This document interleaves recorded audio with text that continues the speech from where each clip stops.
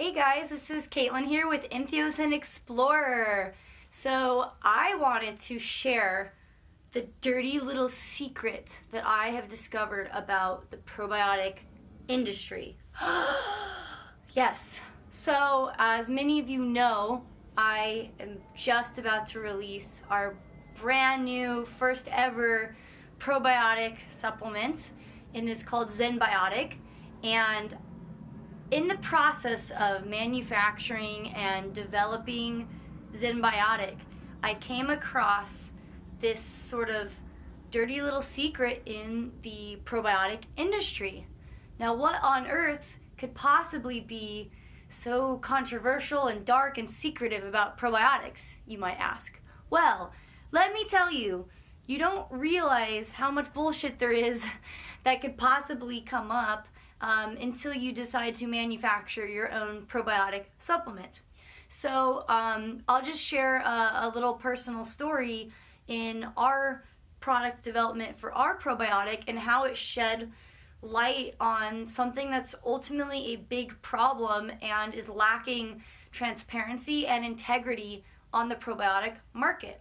So I gave my formula. I had 11 strains of probiotic species, and I gave the formula to the manufacturing facility and allocated 1 billion CFU here, 0.5 billion CFU there, blah yada yada. And when they gave me the quote, it was a little bit outside of the budget. It was kind of too expensive to justify producing. The margin wasn't really there. So I said, okay, is there any way we can get the cost down, like $1 or $2 of manufacturing costs? And they said, well, we can readjust some of the quantities of the strains to shave off $1 or $2 and fit the product manufacturing within your budget. So I thought, okay, that's great. They'll probably just tweak some things here and there, and we'll be able to deliver a product that's affordable because the margin is good enough for Entheosin to be able to keep producing the product and so on. So as time goes by, we are continuing to move forward with the production, and when they would send me the quote listing all of the ingredients, there would be a proprietary blend, and it would say proprietary blend 20 billion CFU, or whatever the CFU count. CFU is colony forming units. And then they would have just the list of the bacteria without specifying how much CFU count was allocated to each strain. So I kind of naively was like, well, I'm sure it's not, too far off what the original formula was, because that was what I was led to believe meant by adjusting the formula. So I had an inkling that maybe I should ask them for the specifications exactly to know how much CFU count of each strain there was. And I asked them to provide me with that information, and what they gave back to me was horrendous, atrocious, and absolutely deceptive. So I put the brakes and I said, do not manufacture this product. I will not pay for it. This is not honest. It doesn't accurately portray what the label insinuates. And I said, stop everything. We need to figure out how to do this differently. So turns out that their idea of manipulating the formula to make it more cost effective was to basically make it 85% one strain. And that one strain was Lactobacillus acidophilus, the most abundant, cheap, and readily available species of probiotic on the entire market. And it's really, in my opinion, the least valuable of the strains of the whole formula. So it turns out that this is something that the industry does pretty regularly. They say a proprietary blend of 20 billion or 30 billion or even 100 billion CFU, which is really just a marketing gimmick that I've found out. CFU count is somewhat arbitrary, which I will talk more about on another episode. But I started realizing that this was what a lot of the competitors were doing. And as I was looking into competition, I was trying to figure out how on earth they could afford to make their product so cheap, to retail it for so cheap. Some probiotics are retailing for the price that I pay the manufacturer. And so I was somewhat baffled about how these companies could afford to offer such low prices for their probiotics that had, 50 billion, 70 billion, 100 billion CFU count. Then I started looking at the lists of the proprietary strains. And what I found was that almost every probiotic on the market was listing Lactobacillus acidophilus or Bifidobacteria longum as their first ingredient in that proprietary list.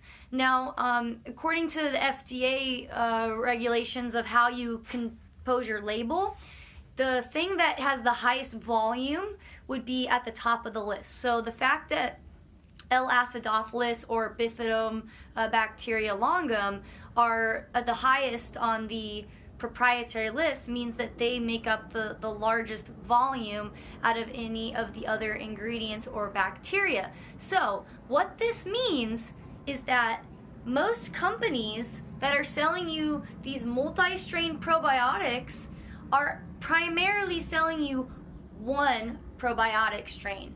And I challenge you to start paying attention to the probiotic products that you see out there, or maybe that you've been buying for yourself. Look at the proprietary ingredients and you'll see that it's one of those cheaper strains, generally speaking, and likely a majority of the colony forming units or CFUs are actually coming from that one strain.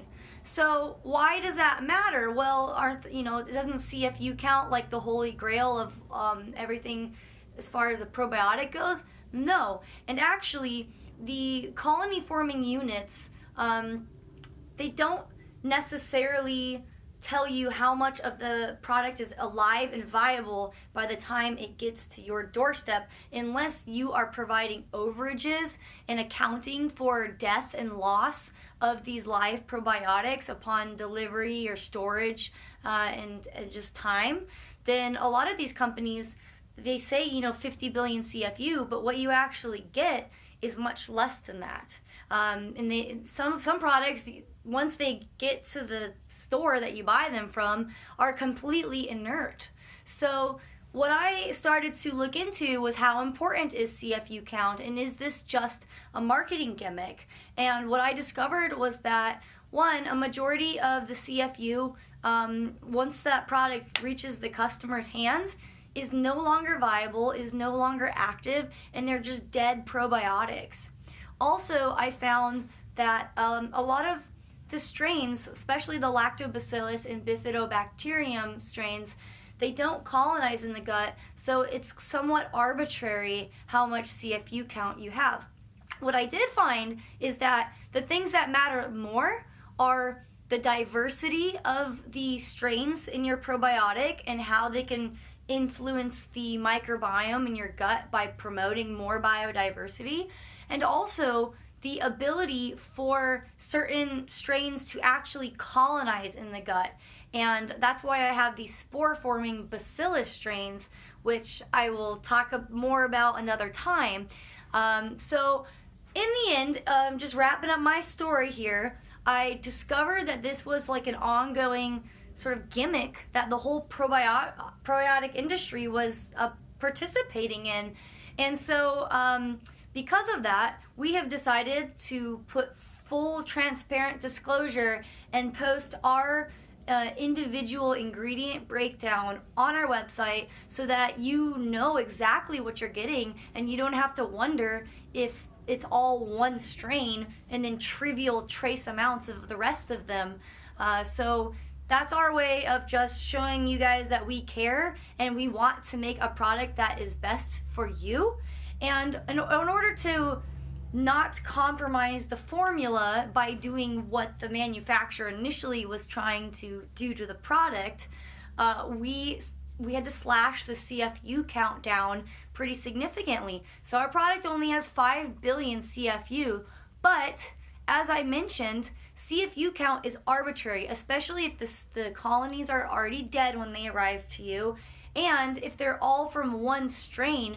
That's no way to promote balance. You don't just give someone a megadose of one probiotic strain. We're trying to restore biodiversity where we have a multitude of species coming together and living in harmony. So, in summary, pay attention to what your probiotics say. And if you can find a probiotic that just lists the exact breakdown of what quantity of each species you have, that's ideal.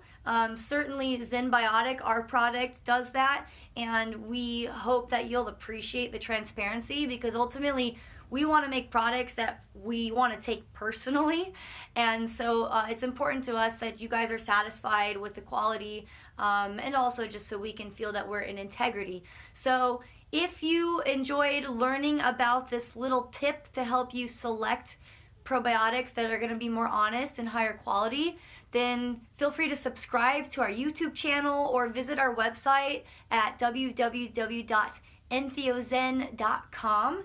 And if anyone's interested, we sell ZenBiotic on there, and we also sell on Amazon.com. So thank you guys for tuning into this episode of Entheozen Explorer, and see you next time.